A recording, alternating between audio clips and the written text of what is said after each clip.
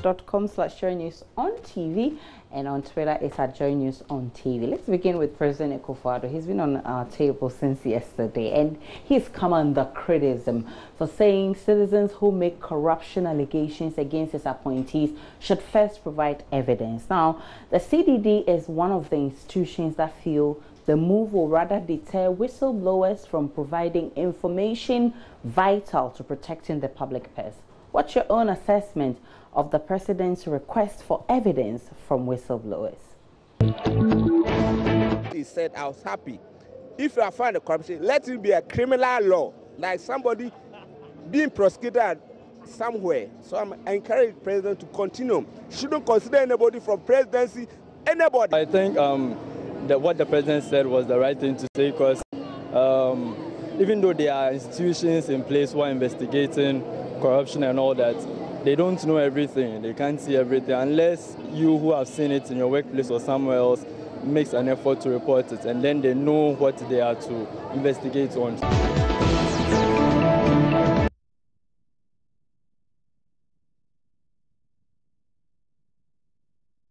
So that's not all from the streets. We still have more on Facebook. Let's check out what you've been posting. Okay, as we try to get your messages for you. All right, so there they are. Israel, what are they? All right, so Amos Natamba says, these journalists are not serious.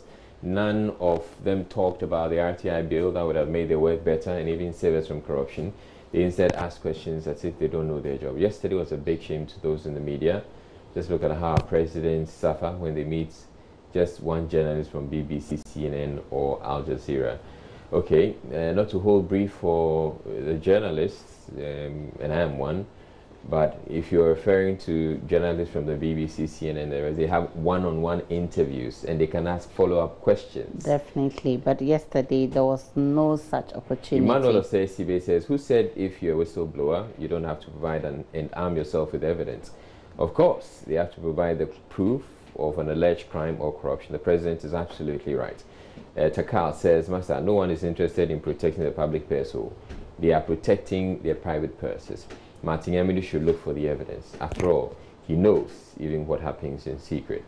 Isaac Krampa says, he might be right in some way. I believe if everyone's claim is going to be welcomed by the various investigative agencies, I think anyone can say anything just to undermine one's integrity without any proof. If some of the lawmakers can go that far to ruin their energy ministers or soil the energy minister's reputation. Akon Kariba says he has not seen any of his appointees as corrupt. Same applies to all the former presidents. None has seen his appointees as corrupt. Even His Excellency former President Rawlings did not see his appointees as corrupt, but they were prosecuted by Akufo. That is the definition of corruption in Africa, when an opponent spends the taxpayers' money for his own benefit. Ahimful says, it means until you prove beyond doubt, he will always cover up his people. I have lost all the hope in him after listening to him yesterday. He's not different. I thought he's unique when it comes to corruption issues, but he is proving that he can cover up his people. Natongma says, that's how it should be. He who alleges must prove.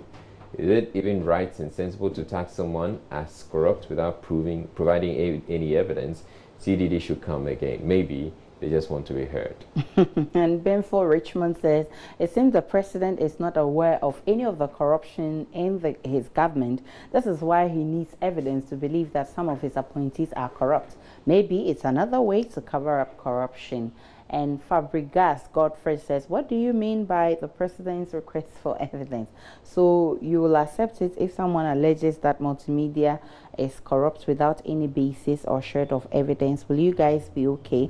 At least if you're a whistleblower, be factual about your allegations and be ready to assess. Well, that's a very good point, but the president's comment didn't reflect this.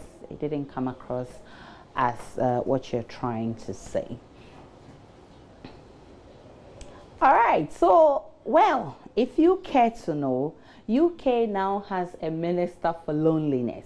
Yes, minister for loneliness. Her job is to help deal with Britain's challenge of loneliness endured by elderly carers and people who have no one to talk or share their thoughts with.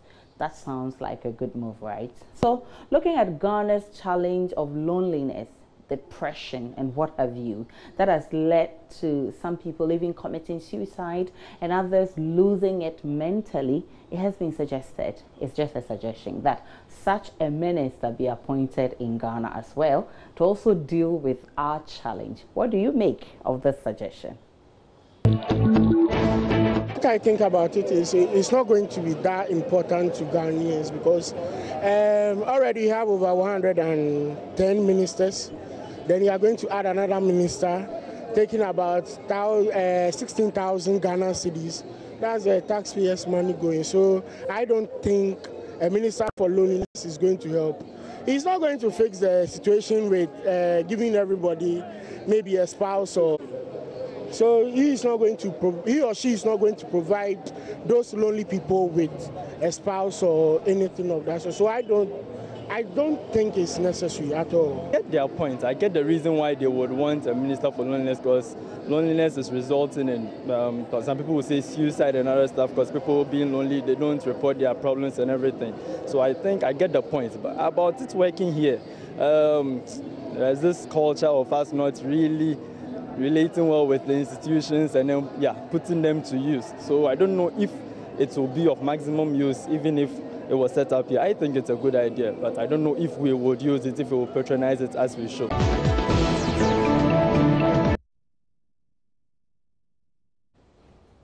Minister for Loneliness, Israel. Do you think we need one? We don't. We have a lot of issues. Yeah, no, we have enough ministers. 110, you want us to add any more to it? Hussein Adam says, when a state governor in Nigeria, in most states, Rokas Okorocha, appointed Minister of Happiness, he was laughed at, probably because he's coming from Africa. Now the Brits are doing a similar thing, and no one is condemning it, probably because they are white. Everything white is good, anything black is bad. Lava says, then we will use that to replace the Minister of Tourism. I swear that ministry is a waste. In this modern world, they could only account for few stones, few crocodiles, and monkeys. Okatechi says, you have the attention of Ghanaians, and all you guys can do is to feed us with unnecessary news. I'm so disappointed. You can do better. Oh, really? You think loneliness is not any news? The person has been appointed. You think it's crap, right? Steven says, it's okay. It's UK, so we think they are better than us. The president appointed Minister for Zongo Development, and people criticize him. Oh, I didn't hear that. To fix says, youth unemployment is our only depressing issue. Just address that, and we won't need an additional minister to the already 1 million ministers we have. Zionite Zoe says, they have their own reason to do that. It's just it just has to be in the interest of their nation. If it's to occupy someone, then it's a no. Tyrese says, oh, okay, let's move on. Forgive says, a minister for laziness. Alan Ebeku says, this UK people want to tease Arsenal FC and their fans. What does it have to do with Arsenal? And Alfred says, we have Minister for Zongo, Minister for KJT and Mokola. Why can't we have same and that? What is he trying to say? Mashood Abiola says, that's normal in the 21st century. Spain appointed a sex minister. Okay, that's normal. In the 21st century, Spain appointed a sex minister somewhere last year or so. And Honorable Said Hamid says, Nana can do it. It's job for the boys.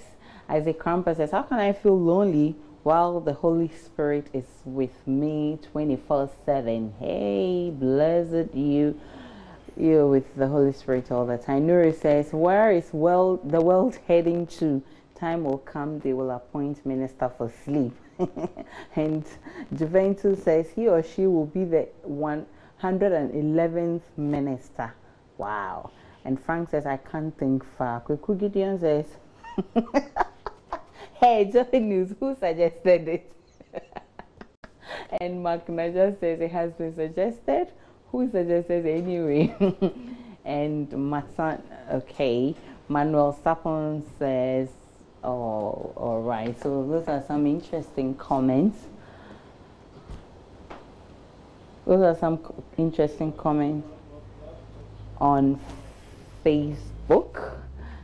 And yeah, but there are people who think that because it's the UK and it's white. Loneliness is a very huge issue. I mean, if you go to the mental hospitals, if you go to the psychologists, I guess in their part of the world, yes. I mean, it's a big issue because some of the things that plague them don't plague us, or definitely, I agree. We can't really tolerate some of those things. We haven't got in there yet. I agree, but we also have some issues it has to do. I mean, quite recently we've Ours is Zongo development. Sure. So, and I'm interested in one of the comments. He says, let's address the unemployment issue and we're done. Definitely. It's one of the things that give us headache right now.